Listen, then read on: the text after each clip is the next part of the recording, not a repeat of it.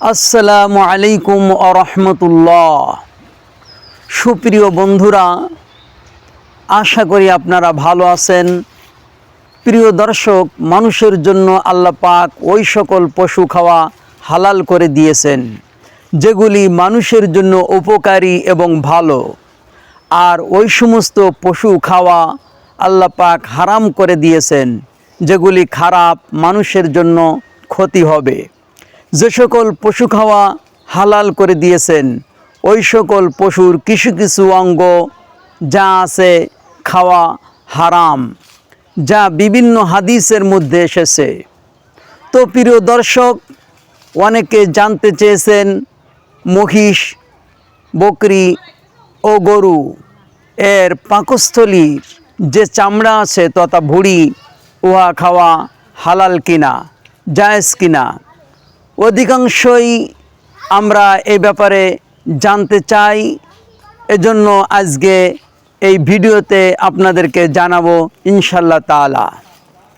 তো প্রিয় বন্ধুরা, বিভিন্ন হাদিসের কিতাবে এসেছে, আপনারা বিভিন্ন হাদিস থেকে জানতে পেরেছেন, কেউ জানতে পারেননি। যেমন মাসআলা রয়েছে, আমরা অনেকে পড়ি অনেকে পড়ি না। আমি তা উল্লেখ করব এখন, আপনারা মনোযোগ দিয়ে শুনতে থাকুন। বিভিন্ন হাদিসের কিতাবে এসেছে হালাল প্রাণীর 7টি অঙ্গ খাওয়া হারাম। যেমন 1 নম্বর, প্রবাহিত রক্ত খাওয়া হারাম। 2 নম্বর, নর প্রাণীর পুল্লিঙ্গ খাওয়া হারাম। 3 নম্বর, অন্ডকোষ খাওয়া হারাম। 4 নম্বর, মাদি প্রাণীর স্ত্রীলিঙ্গ খাওয়া হারাম। 5 নম্বর, মাংসপেশি তথা রগ খাওয়া হারাম। 6 নম্বর, মূত্রথলি খাওয়া হারাম। 7 নম্বর, পিত্তথলি খাওয়া হারাম।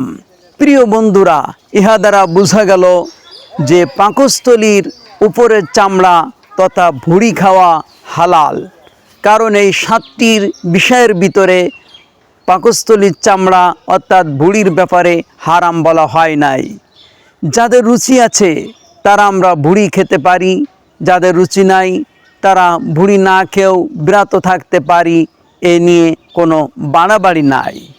এজন্য আসুন আমরা হারামকে হারাম মনে করি আর হালালকে হালাল মনে করি।